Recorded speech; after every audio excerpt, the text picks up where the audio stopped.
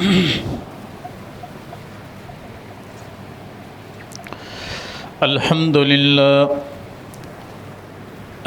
لله نحمده ونستعينه ونستغفره ونؤمن به ونتوكل عليه ونعوذ بالله من شرور أنفسنا ومن سيئات أعمالنا من يهده الله فلا مضل له ومن يضلله فلا هادي له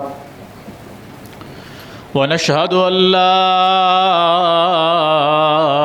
إله إلا الله وحده لا شريك له ونشهد أن محمدًا عبده ورسوله أما بعد فأعوذ بالله السميع العليم من الشيطان الرجيم بسم الله الرحمن الرحيم وكيف يحكمونك وعندهم التوراة فيها حكم الله وكيف يحكمونك وعندهم التوراة فيها حكم الله ثم يتولون من بعد ذلك وما أولئك بالمؤمنين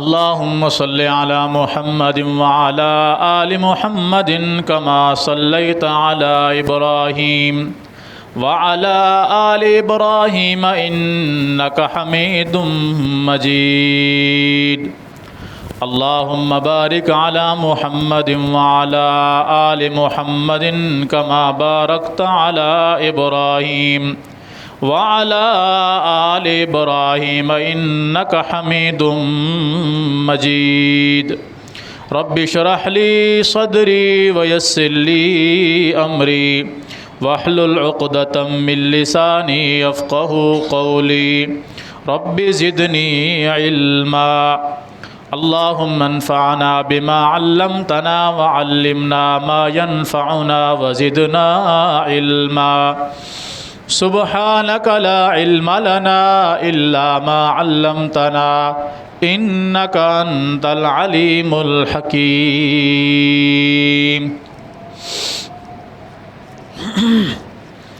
ہر قسم کی حمد و ثنا اللہ جل جلالہ کے لیے، بے شمار بے حد و حساب درود و سلام ہوں امام الانبیاء سید الانبیاء جناب محمد الرسول اللہ صلی اللہ علیہ وآلہ وصحبہ وسلم کے ذات گرامی پر۔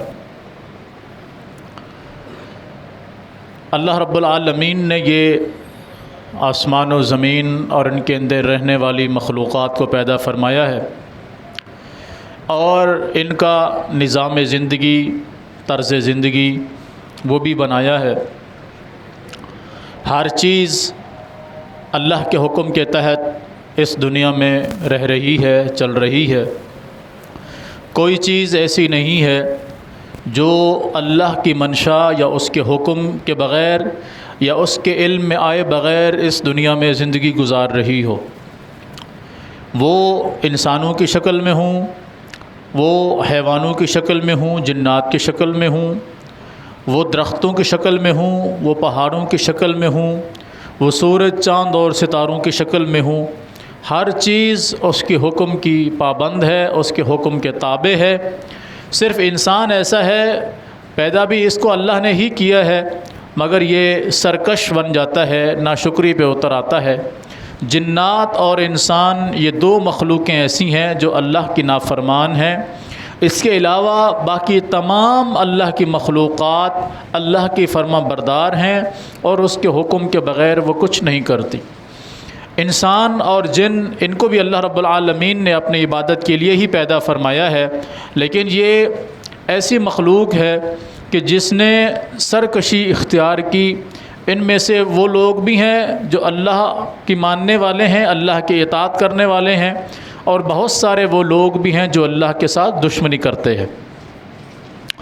اللہ رب العالمین نے اس کائنات کو تخلیق فرمایا ہے تو اس کو چلانے کے لیے عدل و انصاف اور بہت سارے ایسے قوانین بنائے ہیں کہ جن کے ذریعے اس کائنات کے نظام کو مستحکم رکھا جا سکتا ہے، مضبوط رکھا جا سکتا ہے۔ جس معاشرے سے انصاف ختم ہو جائے اور وہاں لوگوں کے ساتھ بے انصافی ہو، ظلم و زیادتی ہو، تو یہ معاشرہ ایسا بن جاتا ہے کہ اس معاشرے پر پھر اللہ رب العالمین اپنی رحمتیں نازل نہیں فرماتا، بلکہ اللہ کے غضب اور اس کی طرف سے سزائیں ان معاشروں پر نازل ہوا کرتی ہیں۔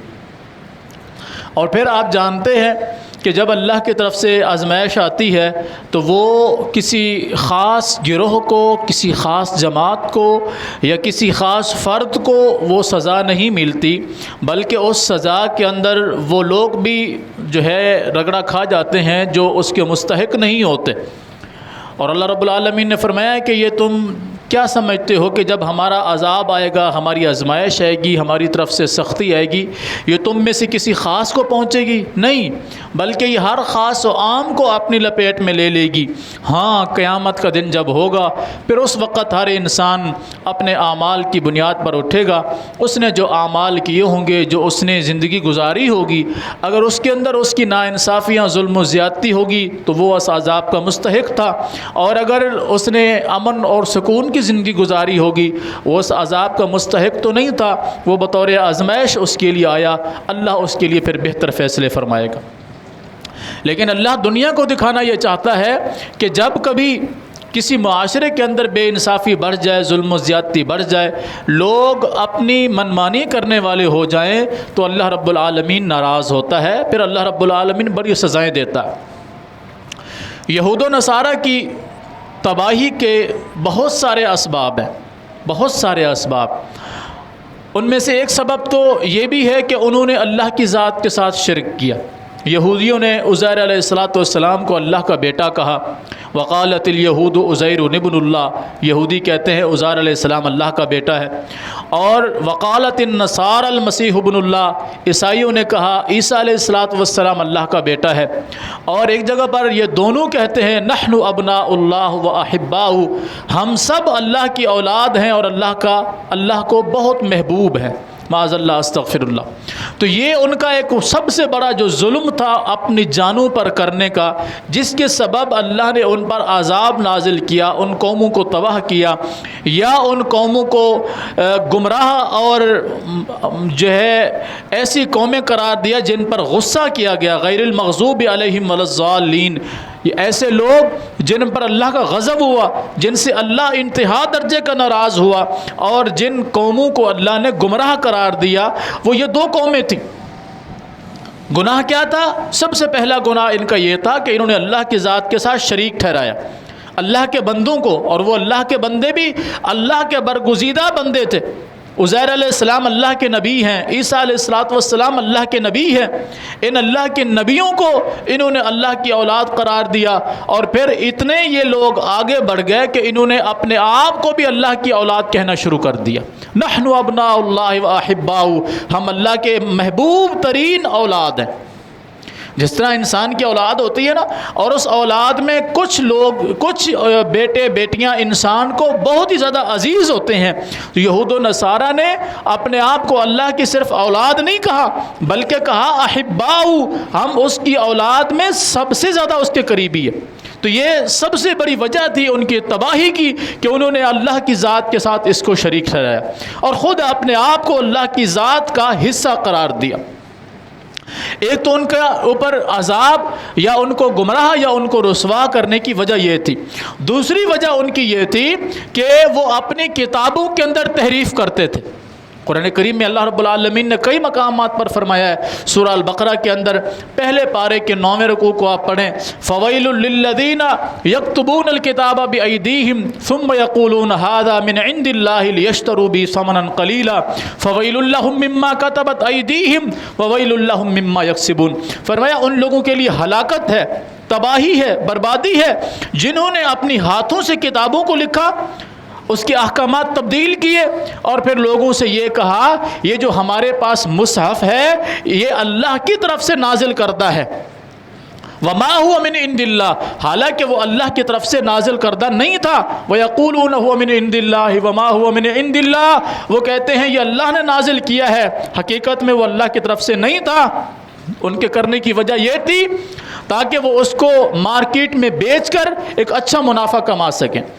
ایسا کیا انہوں نے ان کتابوں کے اندر لکھا تھا کہ جو مارکیٹ میں بکتا جس سے ان کو نفع ہوتا تھا. اللہ کے جو قوانین تھے انسانیت کی بھلائی کے لیے ان کو انہوں نے چینج کر دیا. چینج کیا کیا کہ اگر کوئی سردار ہے، کوئی بڑا ہے، کوئی چودھری ہے، وہ اگر کوئی گناہ کرتا ہے تو اس کی سزا کچھ اور بنا دی انہوں نے، اور اگر کوئی غریب، کوئی کمزور آدمی کوئی غلطی کرتا ہے اس کی سزا انہوں نے کچھ اور رکھی.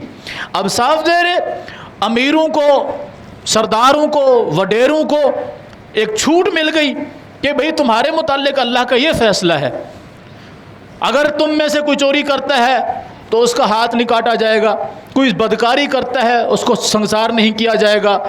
یعنی جو بڑے بڑے جرائم تھے، یہ چھوٹے جرائم تھے، امیر اور غریب کے لیے اللہ کی طرف سے تو ایک ہی سزا تھی. تورات کے اندر بھی، زبور کے اندر بھی، انجیل کے اندر بھی، قرآن کریم کے اندر بھی. قرآن کریم کے اندر بھی یہی سزا ہے کہ اگر کوئی چور چوری کرتا ہے، وہ عورت ہو یا مرد ہو، تو اس کا ہاتھ کاٹا جائے گا. قرآن نے یہ نہیں کہا کہ کوئی امیر چوری کرے تو اس کا ہاتھ نہیں کاٹا جائے گا، غریب کرے تو کاٹا جائے گا، عورت ہو، بچہ ہو، بڑا ہو. نہیں، ایک اصول بیان کیا قرآن نے. اسی طرح اگر کوئی بدکاری کرتا ہے قرآن نے اس کی سزا رکھی ہے. کوئی دہشت پھیلاتا ہے، امن و امان خراب کرتا ہے، قرآن نے اس کی سزا رکھی ہے. اسی طرح مختلف جرائم کی قرآن کریم نے اور محمد الرسول اللہ صلی اللہ علیہ وسلم کی شریعت نے سزائیں رکھی ہیں. لیکن ان لوگوں نے جو ان کے بڑے بڑے علماء تھے، بڑے بڑے راہب تھے، بڑے بڑے پادری تھے، ان لوگوں نے کتابوں کے اندر تحریفیں کر کے غریبوں کے لیے تو وہی سزائیں رکھیں جو اللہ نے نازل کی تھی. غریبوں کے لیے وہی سزائیں تھیں جو اللہ نے نازل کی تھیں. البتہ امیروں کے لیے انہوں نے سہولتیں مہیا کر دی تھی. اس کی ایک بڑی مثال قرآن کریم کی یہ آیت ہے جو میں نے آپ کے سامنے پڑھی ہے خطبے کے اندر. سورہ المائدہ کے اندر اللہ رب العالمین فرماتے ہیں کہ یہودیوں کا ایک قبیلہ نبی علیہ الصلوۃ والسلام کے پاس آیا اور ان میں سے کسی نے جرم کیا تھا، گناہ کیا تھا. تو اب ان کی کتاب کے اندر چونکہ سزا اللہ کی طرف سے موجود تھی، لیکن انہوں نے اس میں تحریف کر دی تھی. لیکن وہ چاہتے تھے کہ ہم شریعت محمدی سے بھی اس کا فیصلہ لے لیں. تو وہ نبی علیہ الصلوۃ والسلام کے پاس آئے اور آ کر کہا کہ آپ ہمارے درمیان فیصلہ فرما دیں. تو آپ نے فرمایا تمہاری کتابوں کے اندر فیصلہ نہیں ہے، یعنی تم اہل کتاب ہو، اللہ نے تمہیں کتاب عطا فرمائی ہے، تو کیا تمہاری کتاب میں کوئی فیصلہ نہیں ہے؟ کہا جی ہماری کتاب کے اندر فیصلہ کچھ اور ہے، بس ہم چاہتے ہیں آپ فیصلہ فرمائیں. تو یہاں اللہ رب العالمین نے فرمایا وَكَيْفَ يُحَكِّمُونَكَ وَعِنْدَهُمُ التَّوْرَاةُ فِيهَا حُكْمُ اللَّهِ، یہ آپ کے پاس بھلا فیصلہ کرانے کے لیے کیوں آئے ہیں جبکہ ان کے پاس تورات موجود تھی اور اس کے اندر اللہ کا حکم موجود تھا. تورات کے اندر اللہ کا حکم موجود تھا اس جرم کے لیے جس جرم کے لیے یہ آپ کے فیصلہ کرانے کے لیے آئے ہیں. بھلا ان کو ایسی کیا ضرورت پیش آ گئی کہ یہ آپ سے فیصلہ کرانے کے لیے آ گئے ہیں جبکہ میرا نازل کردہ فیصلہ ان کی اپنی کتاب تورات میں موجود ہے.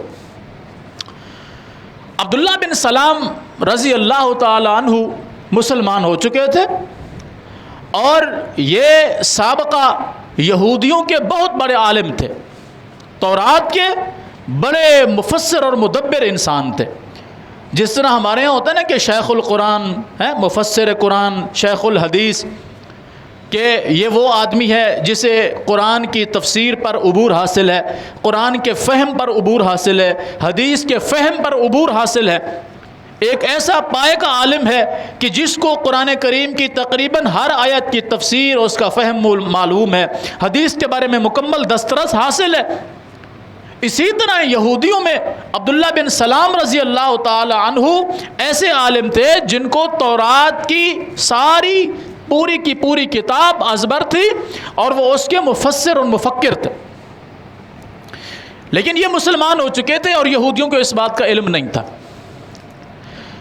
اب جب وہ فیصلہ لے کر آئے تو عبداللہ بن سلام نے فرمایا کہ اللہ کے رسول صلی اللہ علیہ وسلم ان سے کہیے کہ اپنی کتاب لے کر آئے۔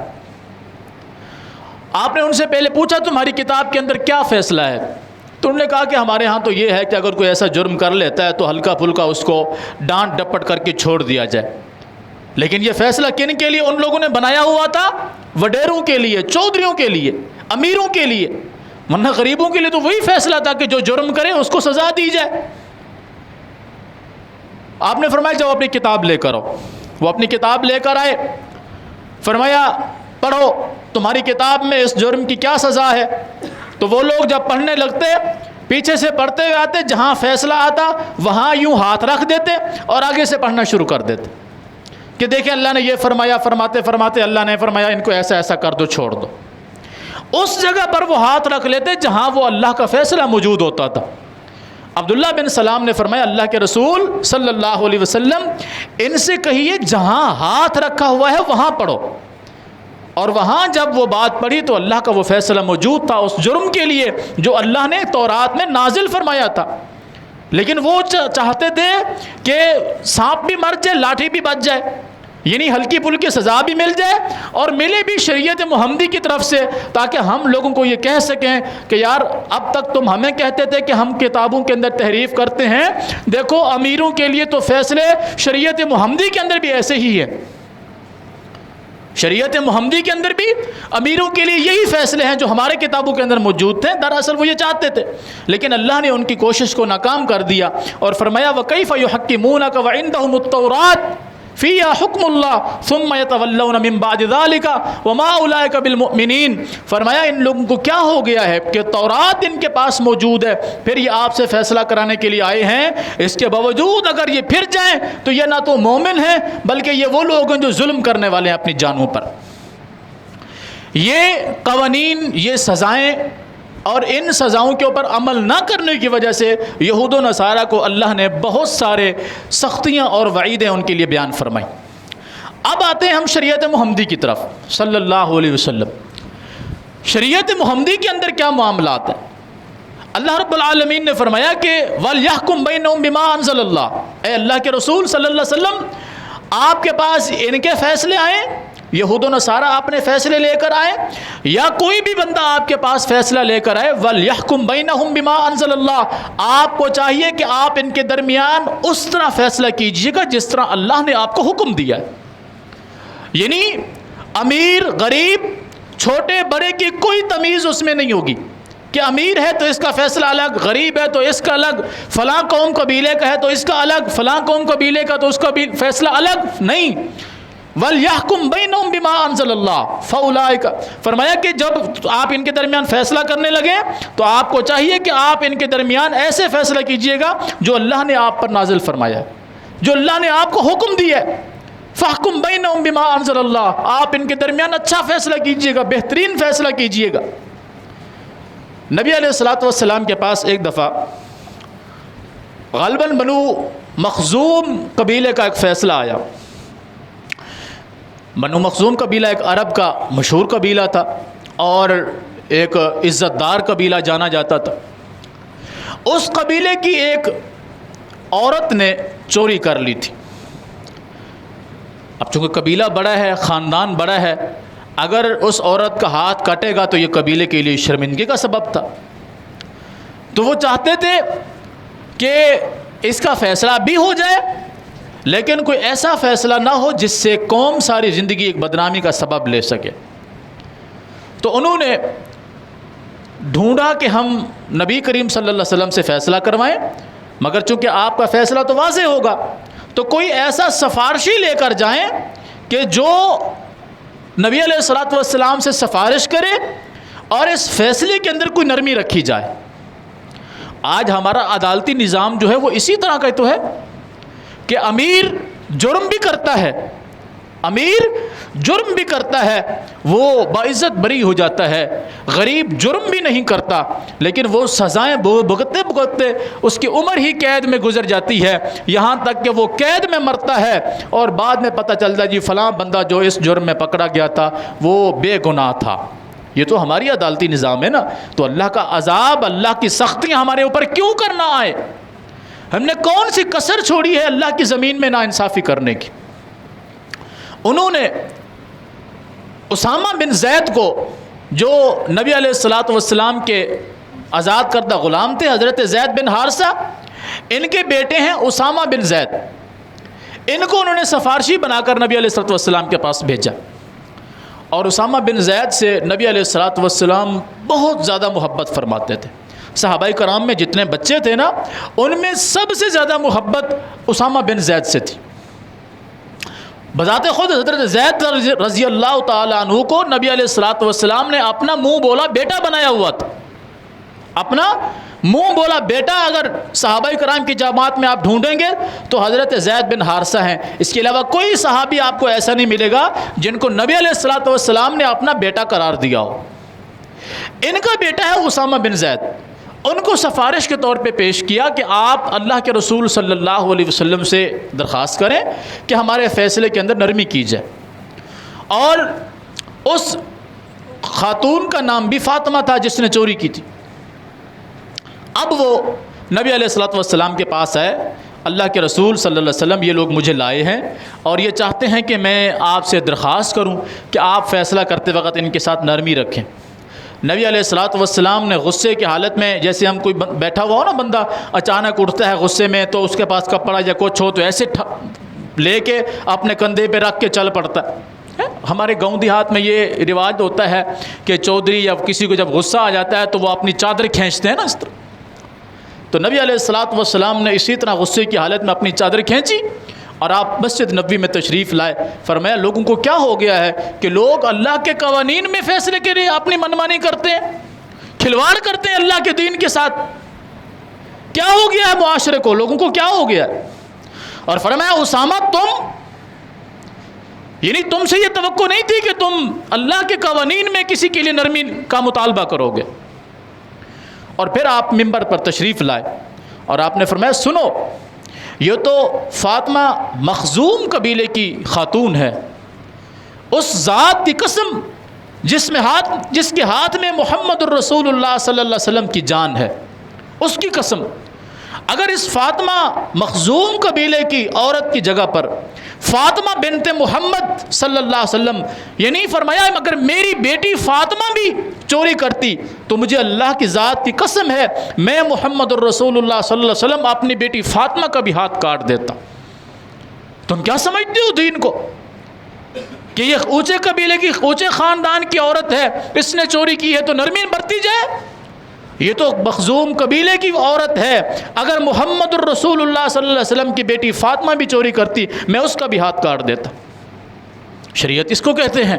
اور نبی علیہ الصلوۃ والسلام نے فیصلہ فرمایا اس کو قتل، اس کا ہاتھ کاٹا جائے، اور اس کا ہاتھ کاٹا گیا۔ اس طرح معاشرے کے اندر امن آتا ہے، سکون آتا ہے۔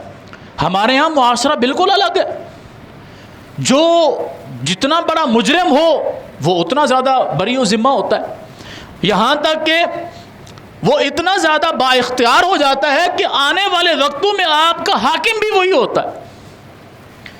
اس وقت جو آپ کا کراچی کا گورنر ہے، سندھ کا گورنر ہے، وہ کون ہے؟ آپ نے کبھی اس کی تاریخ پڑھی ہے؟ 10 سال پہلے اس کو موٹر سائیکل چوری کرنے کے جرم میں گرفتار کیا گیا تھا، آج وہ آپ کا سندھ کا گورنر ہے۔ آپ کیا سمجھتے ہیں؟ اور وہ لوگ جو اس وقت صاحب اقتدار ہیں، ان میں سے ہر ایک بندے پر 20 کیس موجود ہیں، اور ایسے کیس جن کے سینکڑوں نہیں ہزاروں ثبوت موجود ہیں، لیکن وہ باعزت بری ہیں، عدالتوں نے انہیں باعزت بری کر دیا ہے، صادق اور امین قرار دیا کہ یہ سچے لوگ ہیں، جرموں سے پاک لوگ ہیں، اور وہ آپ کے حکمران ہیں۔ تو آپ کیا سمجھتے ہیں ایسے معاشرے پر اللہ کی رحمت نازل ہوگی؟ ہرگز اللہ کی رحمت نازل نہیں ہوتی۔ اللہ بے انصافی کو پسند ہی نہیں کرتا۔ دیکھو دنیا میں اللہ کی ذات کے ساتھ شرک ہو رہا ہے کہ نہیں ہو رہا؟ آپ کے اس ملک میں ہوتا ہے، دنیا جہان میں اللہ کے ساتھ شریک کرنے والے لوگ موجود ہیں۔ اللہ نے اس کو برداشت کیا ہوا ہے کہ نہیں کیا ہوا؟ عیسائی اللہ کے ساتھ شرک کرتے ہیں، یہودی اللہ کے ساتھ شرک کرتے ہیں، ہندو، سکھ، دیگر مذاہب کے لوگ کئی ایسے ہیں جو اللہ کو مانتے ہی نہیں ہے۔ اللہ نے ان کو زمین کے اندر برداشت کیا ہوا ہے کہ نہیں کیا ہوا ہے؟ بالکل کیا ہوا ہے۔ لیکن جب کبھی بے انصافی ہوتی ہے، ظلم ہوتا ہے، تو اللہ اس کی فوراً سزا دیتا ہے۔ اللہ ظلم کو برداشت نہیں کرتا، نہ اللہ کسی پر ظلم کرتا ہے، نہ ظلم کو برداشت کرتا۔ اور اللہ کی سزا کوئی ایسی نہیں ہوتی کہ اللہ رب العالمین بذات خود جو ہے عرش سے نیچے اتر کر دنیا والوں کو خود مارنا شروع کر دے. نہیں، اللہ انہی کو ایک دوسرے کے اوپر مسلط کر دیتا ہے، انہی کو ایک دوسرے کا دست و گریباں کر دیتا ہے، انہی کو ایک دوسرے کے ساتھ لڑا دیتا ہے، ایک کو حاکم دوسرے کو محکوم بنا دیتا ہے، ایک کو غلام دوسرے کو اس کا آقا بنا دیتا ہے. اللہ اس طرح سزائیں دیتا ہے. اس طرح نہیں کرتا کہ اللہ رب العالمین آسمان سے تشریف لائے نیچے اور لاٹھی ہاتھ میں پکڑ کے سب کو مارنا شروع کر دے، تم نے یہ ظلم کیا، تم نے یہ ظلم کیا. نہیں، اللہ پھر ایسا انصاف کرتا ہے کہ یہ لوگ انہوں نے خود ہی اپنے آپ کو اس عذاب کے لیے تیار کیا ہے. مجھے بتائیں، جب بھی الیکشن ہوتے ہیں ہم ان لوگوں کو منتخب نہیں کرتے، ہم منتخب کرتے ہیں نا. تو ایسے ظالموں کو، چوروں کو، ڈاکوؤں کو، زانیوں کو، شرابیوں کو اقتدار میں لانے والے بھی تو ہم ہی لوگ ہوتے ہیں نا. ہمیں پتہ ہوتا ہے کہ یہ بندہ 2 نمبر ہے، یہ بندہ اس ملک کے لیے، قوم کے لیے، علاقے کے لیے مخلص نہیں ہے، پھر بھی ہم اس کو سپورٹ کر رہے ہوتے ہیں. تو یہ ظلم اپنے اوپر مسلط کون کر رہا ہوتا ہے؟ میں آپ کے پاس آتا ہوں، آپ اس کے پاس جاتے ہیں، وہ اس کے پاس جاتا ہے، ہم ایک دوسرے کو سفارشیں کرتے ہیں کہ یار اس دفعہ ووٹ اس کو دینا، اس دفعہ اس کو الیکشن میں جتوانا ہے.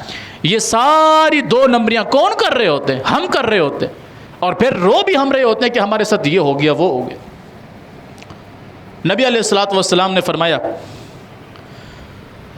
قیامت کا دن ہوگا، اللہ کی عدالت میں فیصلہ ہوگا. وہ بندہ، وہ جسٹس، وہ جج جس نے ساری زندگی انصاف پر فیصلہ کیا ہوگا، ساری زندگی اس نے انصاف پر فیصلہ کیا ہوگا، زندگی میں کبھی کسی کے ساتھ نا انصافی نہیں کی ہوگی اس بندے نے، اس قدر وہ انصاف پسند جج ہوگا. جب وہ اللہ کے عدالت میں پیش ہوگا نا اور اللہ کے فیصلہ کرنے کے انداز کو دیکھے گا کہ اللہ کا انصاف کا ترازو کیسے کام کر رہا ہے، نبی علیہ الصلوۃ والسلام نے فرمایا وہ اپنی ساری زندگی کے فیصلوں پر پچھتائے گا جو اس نے ہمیشہ انصاف پر فیصلہ کیا ہوگا. اس نے کبھی کسی کے ساتھ زیادتی یا ظلم نہیں کیا ہوگا، کسی کی طرفداری نہیں کی ہوگی، ساری زندگی اس نے انصاف پر فیصلہ کیا ہوگا. لیکن اللہ کی عدالت میں کھڑے ہو کر جب وہ اللہ کے فیصلوں کو دیکھے گا تو اپنے فیصلوں پر پچھتائے گا، اور وہ کہے گا، وہ تمنا کرے گا کاش میری زندگی میں میرے پاس کبھی 2 فریقین کے درمیان ایک گندم کے دانے کا بھی فیصلہ نہ آتا کہ میں نے ان کے درمیان ایک دانے کا بھی فیصلہ کرنا ہوتا. کاش میں نے زندگی میں کبھی کسی کے درمیان ایک دانے کا بھی فیصلہ نہ کیا ہوتا. یہ انصاف کا عالم ہوگا اللہ کے دربار میں. اور وہ منصف جس نے ساری زندگی انصاف کیا ہے، یہ آج اللہ کے انصاف کو دیکھ کر اپنے متعلق یہ کہہ رہا ہے. مجھے ایمانداری سے بتائیے گا میرا اور آپ کا کیا بنے گا؟ ہم جو بات بات پہ میں اس کی طرفداری کرتا ہوں، آپ اس کی کرتے ہیں، وہ اس کی کرتا ہے، ہم جو بے انصافی کا ساتھ دیتے ہیں، ظالم کا ساتھ دیتے ہیں، مظلوم کے ساتھ زیادتی کرتے ہیں، قسم کھا کر بتائیے میں بھی اور آپ بھی، ہم اپنے گریبانوں میں جھانک کر دیکھیں ہمارا کیا بنے گا اس دن، جس دن انصاف کرنے والا جج بھی اپنے فیصلے پر پچھتا رہا ہوگا کاش کہ میں نے ایسا نہیں کیا ہوتا. کیوں پچھتا رہا ہے؟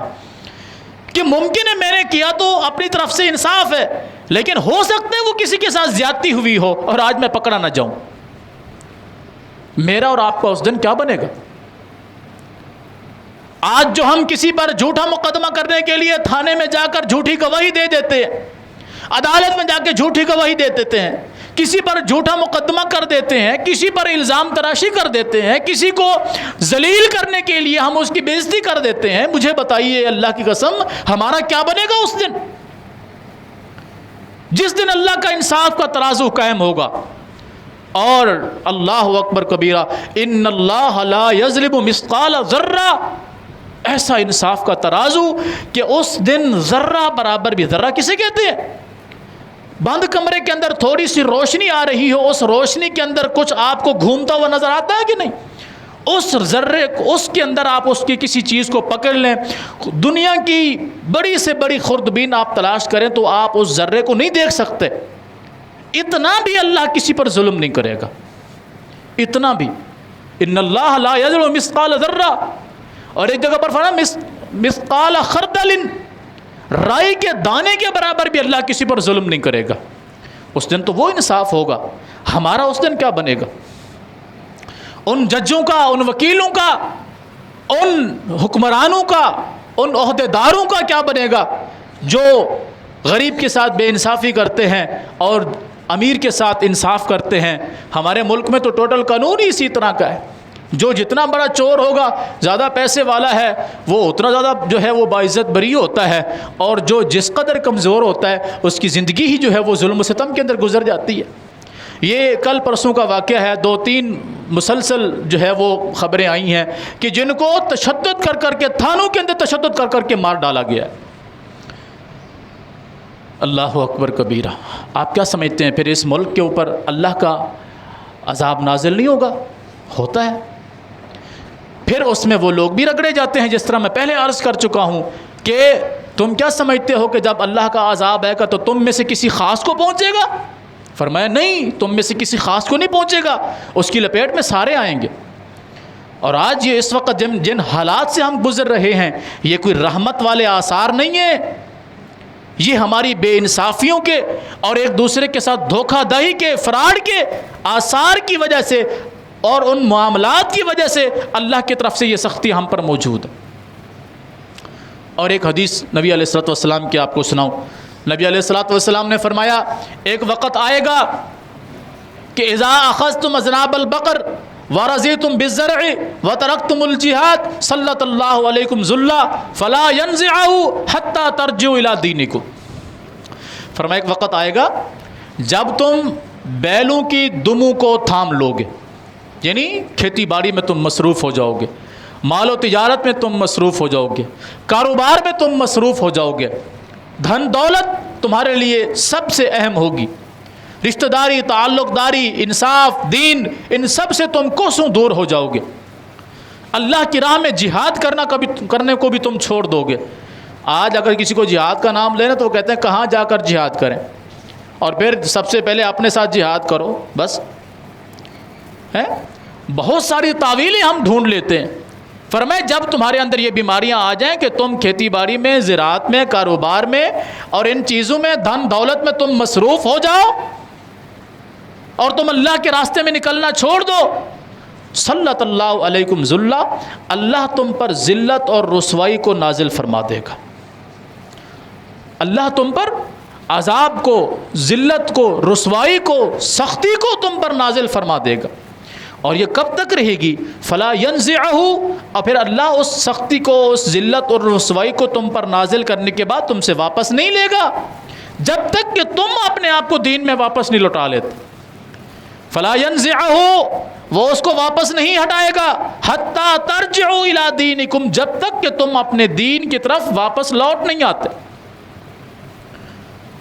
جمعہ والدین ہمارے پاس رش ہوتا ہے، عام دنوں میں نہیں ہوتا، گھروں میں ہم نماز نہیں پڑھتے، باہر ہم نماز نہیں پڑھتے، کہیں پر بھی ہمیں فکر نہیں ہوتی، ہماری اولاد بے دین ہے، ہم بے دین ہے، کوئی پرواہ نہیں ہے۔ رونا بھی روتے ہیں، مہنگائی اس قدر ہو گئی ہے، صحیح جو چیز خریدنے جائیں وہ جو 10 روپے کی ملا کرتی تو وہ 1000 روپے میں مل رہی ہے۔ تو اللہ کا عذاب نہیں ہے تو اور کیا ہے؟ تو اللہ کا عذاب تو آیا ہوا ہے، ہم نے سوچا ہے کیوں آیا ہوا ہے؟ یہ حدیث ہے جس میں آپ نے فرمایا جب تم دین سے دور ہو جاؤ گے، تم اپنے آپ کو تجارت میں، کاروبار میں، معیشت میں، معاشرت میں اپنے آپ کو کھپا دو گے۔ اللہ کے دین سے دوری تمہاری ذلت اور رسوائی کا سبب بنے گی، اور تب تک یہ تم پر رہے گی حتی ترجعوا الی دینکم، جب تک تم دین کی طرف واپس نہیں آ جاتے۔ تو آج جو ہمارے حالات ہیں، بالعموم امت مسلمہ جن حالات سے گزر رہی ہے، وہ کہیں پر بھی رہنے والے امت مسلمہ ہو، کسی بھی ملک کے باشندے ہوں، اگر ہم اپنے حالات زندگی پر توجہ کریں تو حالت یہی ہے کہ ہم لوگوں نے اللہ کے دین کو چھوڑ دیا ہوا ہے۔ اور نبی علیہ الصلوۃ والسلام نے فرمایا تھا ایک وقت آئے گا جب کفار تم پر ایسے ٹوٹ پڑیں گے جیسے بھوکا دسترخوان پر۔ ایک بندے کو انتہا درجے کی بھوک لگی ہوئی ہو اور اس کے سامنے دسترخوان بچھا ہوا ہو تو کیا خیال ہے وہ اپنے آپ کو کنٹرول کر پائے گا؟ وہ کہے گا کہ سب کچھ میں کھا جاؤں۔ فرمایا یہ حالت ہوگی، کافر تم پر ایسے ٹوٹ پڑیں گے۔ نبی علیہ الصلوۃ والسلام سے عرض کیا گیا اللہ کے رسول صلی اللہ علیہ وسلم کیا ہم اس وقت تعداد میں تھوڑے ہوں گے؟ کافر ہم سے تعداد میں زیادہ ہوں گے؟ فرمایا نہیں، تمہاری تعداد ان کے مقابلے میں کئی گنا زیادہ ہوگی۔ تم بہت زیادہ تعداد میں ہوگے۔ فرمایا پھر کیا وجہ ہے؟ فرمایا تمہارے اندر وہن آ جائے گا۔ وہن پوچھا کہ اللہ کے رسول یہ وہن کیا بیماری ہے؟ فرمایا کہ حب الدنیا و کراہیت الموت، تم دنیا کو پسند کرو گے اور مرنے کو ناپسند سمجھو گے۔ آج ہم میں سے ہر بندہ یہ چاہتا ہے کہ بس میں یہ مکان بنا لوں، پھر یہ گاڑی خرید لوں، پھر ایک اور پلاٹ خرید لوں، 2-4 میرے بچے ہو جائیں، بچے جوان ہو جائیں، وہ نوکریوں والے ہو جائیں، آمدن کا سبب ذریعہ بن جائے، بس پھر میں تھوڑی آرام کی زندگی گزار لوں۔ میرے سمیت آپ میں سے ہر بندے کی یہ خواہش ہوتی ہے کہ نہیں ہوتی؟ اب یہ کر لوں، پھر یہ کر لوں، پھر یہ کر لوں، بس ایک تھوڑا سا ریلیکس ہو جائے۔ ریلیکس تو اس کو قبر میں بھی نہیں ملتا۔ اگر اس نے بندے کے بچوں والے اعمال نہیں کیے ہوں گے تو آرام تو وہاں بھی نہیں ہے، لیکن ہم کہتے ہیں کہ نہیں پھر آرام سے زندگی گزر جائے گی۔ یہ آرام سے نہیں گزر رہی، یہ ذلت اور رسوائی میں گزر رہی ہے، ہمیں محسوس نہیں ہو رہی۔ آپ نے فرمایا کہ تم مرنے کو ناپسند کرو گے، دنیا کو تم پسند کرو گے، اللہ یہ کہ جس پر اللہ کی رحمت ہو، ورنہ ہر بندہ یہی چاہتا ہے کہ میرے پاس ایک گاڑی ہے تو 2 ہونی چاہیے، ایک مکان ہے تو 2 اور ہونے چاہیے، ایک پلاٹ ہے تو 10 اور ہونے چاہیے، ایک دکان ہے تو 4 اور ہونی چاہیے، اتنا کاروبار میرا مہینے کا 1 لاکھ روپے کی آمدن ہے تو میری 4 لاکھ ہو جانی چاہیے۔ میرے سمیت ہر بندے کی یہی خواہش ہے۔ کسی کو یہ پتہ ہے کہ ہم نے مرنا بھی ہے، ہمارے بڑے چلے گئے، فلاں چلے گئے، فلاں چلے گئے، ہم نے بھی جانا ہے، بس جنازہ پڑھ کے آ جاتے ہیں، سمجھ اس سے کچھ نہیں آتے، سیکھتے اس سے کچھ نہیں ہے کہ بھئی یہ بھی سب کچھ چھوڑ کے جا رہا ہے، میں نے بھی چھوڑ کے جانا ہے۔ اس وقت ایک آدھ بات ہم سن لیتے ہیں، ذہن میں بھی آ جاتی ہے، پھر وہ گیا اور ہم ادھر گئے۔ ان حالات میں آپ کیا سمجھتے ہیں کہ اللہ کی رحمت نازل ہوگی؟ نہیں نازل ہوگی۔ اللہ کی طرف سے پھر سختیاں، مصیبتیں، پریشانیاں آتی ہیں قوموں کے اوپر۔ جب قومیں اللہ کے دین کو چھوڑ دیں، انصاف کو چھوڑ دیں، امن کو چھوڑ دیں، اللہ کے راستے میں نکلنے کو چھوڑ دیں، اللہ اور اس کی رسول کی اطاعت و فرما برداری کو چھوڑ دیں، اللہ ایسے حالات پیدا فرما دیتا ہے کہ پھر ان سے نکلنا بھی چاہے تو نہیں نکل سکتا۔ صحیح مسلم میں ایک حدیث آتی ہے، نبی علیہ الصلوۃ والسلام نے فرمایا فتنوں کا دور ہوگا اور فتنے اس طرح آئیں گے کہ جس طرح سمندر میں اٹھنے والی لہریں ہوتی ہیں۔ کبھی سمندر پہ ساحل پہ جا کر کھڑے ہوں، ایک لہر آ رہی ہوتی ہے، ہم سمجھتے ہیں یہ چھوٹی لہر ہے، یہ بڑی لہر ہے، اور اس کے بعد اگلی چھوٹی لہر آئے گی، اگلی لہر اس سے زیادہ بڑی ہوتی ہے، جو آپ آگے گزرتے جائیں لہریں بڑھتی چلی جاتی ہیں۔ نبی علیہ الصلوۃ والسلام نے فرمایا ایک وقت آئے گا جب امت پر فتنے اس طرح آئیں گے جس طرح سمندر میں لہریں آتی ہیں، اور وہ ایک فتنے سے نکل نہیں پائے ہوں گے کہ اللہ دوسرا فتنہ بھیج دے گا، وہ اس سے نہیں نکلے ہوں گے کہ تیسرا فتنہ آ جائے گا۔ مثال کے طور پر آپ نے فرمایا کہ لوگ حرج کے اندر مبتلا ہو جائیں گے۔ فرمایا حرج کیا ہے؟ فرمایا قتل و غارت، قتل و غارت عام ہو جائے گی، اس قدر قتل و غارت عام ہو جائے گی کہ مرنے والے کو علم نہیں ہوگا کہ میں کیوں مر رہا ہوں، مجھے کیوں مارا جا رہا ہے، مارنے والے کو بھی علم نہیں ہوگا کہ میں اس کو مار کیوں رہا ہوں۔ مرنے والا بھی جہنمی ہوگا، مارنے والا بھی جہنمی ہوگا، اس قدر قتل و غارت عام ہو جائے گی۔ اور فرمایا لوگ اس قتل و غارت سے نکلنے کی دعائیں کر رہے ہوں گے کہ اللہ ان کو کسی اور فتنے میں ڈال دے گا، پھر وہ اس فتنے سے نکلنے کی اللہ سے دعائیں کر رہے ہوں گے کہ اللہ ان کو کسی اور فتنے میں ڈال دے گا۔ کیوں؟ کہ وہ اپنے ساتھ مخلص نہیں ہوں گے، اپنے رب کے ساتھ مخلص نہیں ہوں گے، اپنے دین کے ساتھ مخلص نہیں ہوں گے، بس جان چھڑانے کے لیے کہ اس سے جان چھوٹ جائے، اس سے جان چھوٹ جائے، اس سے جان چھوٹ جائے، اس طرح وہ جان چھڑانے والی دعائیں کر رہے ہوں گے، جان چھڑانے والی باتیں کر رہے ہوں گے کہ اللہ انہیں فتنہ در فتنہ دھنساتا چلا جائے گا۔ آج ہم جن حالات سے گزر رہے ہیں، مہنگائی سے بچنے کی ہم دعا کرتے ہیں تو ہم پر بدامنی آ جاتی ہے۔ اس وقت بدامنی کی حالت یہ ہے کہ آپ اگر صبح نکلتے ہیں تو شام کو آپ واپس آ جاتے ہیں تو بڑے خوش نصیب ہیں۔ آپ صبح نکلے 1000 2000 10,000 50,000 اپنی جیب میں لے کے گئے کسی کام کے لیے، شام کو امن و امان کے ساتھ آپ واپس آ گئے تو بڑے خوش قسمت ہیں، بڑے خوش قسمت ہیں۔ ورنہ حالات ایسے نہیں ہیں کہ آپ خیریت سے واپس آ جاتے ہیں، اگر کسی کو پتہ چل جاتا ہے آپ کے پاس کچھ ہے تو۔ مہنگائی سے ہم بچنے کی دعائیں کر رہے ہیں تو بدامنی کے اندر آ گئے، بدامنی سے بچنا چاہتے ہیں تو قتل ہمارے سامنے کھڑا ہوا ہے کہ اگر نہیں دیں گے جو کچھ ہمارے پاس ہے تو وہ مار ڈالیں گے، اس سے بچنا چاہتے ہیں تو ظلم ہمارے سامنے کھڑا ہوا ہے، اس سے بچنا چاہتے ہیں پکڑے گئے اور کوئی بھی جرم نہ ہوا تو 20 سال قید میں گزر جائیں گے، یعنی ظلم اور ناانصافی اس کے اندر ہم مبتلا ہو جاتے ہیں۔ کوئی ایسا فتنہ دکھا دیں جس سے ہم مکمل طور پر بحیثیت قوم نکل سکے ہوں۔ تو یہ وہ حالات ہیں جو صحیح مسلم کی حدیث کے اندر موجود ہیں، جن کے اندر سے اس وقت ہم گزر رہے ہیں، اور اس کا ایک ہی حل ہے کہ ہم اللہ اور اس کے رسول کی طرف واپس پلٹ جائیں۔ ہم اپنے گھروں میں، اپنے جسم پر، اپنے گھر میں، اپنے اہل و عیال پر اللہ اور اس کے رسول کے دین کو نافذ کریں۔ اگر ہم اپنے گھروں میں یا اپنی ذات پر، اپنے اہل و عیال پر اللہ کے دین کو نافذ کر سکیں گے تو اللہ کی قسم معاشرے کے اندر بھی اللہ کا دین نافذ ہوگا۔ جب میں اپنی ذات پر اللہ کے دین کو نافذ نہیں کر سکتا، میں اپنے گھر میں خاک کروں گا۔ جب میرے گھر میں نہیں ہوگا تو میں اپنے گلی محلے میں کیا کروں گا؟ گلی محلے میں نہیں ہوگا تو ملک کے اندر کیسے ہوگا؟ تو ایک ہی حل ہے کہ ہم میں سے ہر بندہ اپنے اصلاح کرنا شروع کرے اور اللہ سے رجوع کرنا شروع کر دے، جو کہ نوح علیہ السلام نے اپنی قوم سے کہا تھا، فَقُلْتُ اسْتَغْفِرُوا رَبَّكُمْ إِنَّهُ كَانَ غَفَّارًا، اللہ سے استغفار کرو، وہ بخشنے والا ہے، وہ مہربان ہے۔ يُرْسِلِ السَّمَاءَ عَلَيْكُمْ مِدْرَارًا، پھر اللہ تم پر موسلا دھار بارشیں بھی نازل فرمائے گا، وہ بارشیں تمہیں فائدہ دیں گی۔ وَيُمْدِدُكُمْ بِأَمْوَالٍ وَبَنِينَ وَيَجْعَلْ لَكُمْ جَنَّاتٍ وَيَجْعَلْ لَكُمْ أَنْهَارًا، اللہ تمہیں صرف بارشیں نہیں دے گا، اللہ تمہیں بیٹے بھی دے گا، اللہ تمہیں اولاد بھی دے گا، اللہ تمہیں باغات بھی دے گا، اللہ تمہیں لہلہاتی نہریں بھی دے گا، لہلہاتے کھیت اور فصلیں بھی تمہیں عطا فرمائے گا، بشرطے کہ تم اپنے آپ کو اللہ کے سامنے پیش کر دو۔ ہمیں بھی یہی ضرورت ہے۔ ہماری بھی اس وقت جو حالت بن چکی ہے اس کا حل یہی ہے کہ ہم اپنے رب کی طرف رجوع کریں تاکہ ہمارے گناہ بھی معاف ہوں اور ہم دین کی طرف بھی آ سکیں، ہماری زندگیاں بھی خوشحال ہو سکیں۔ اقول قولی ھذا واستغفر اللہ لی ولکم ولسائر المسلمین۔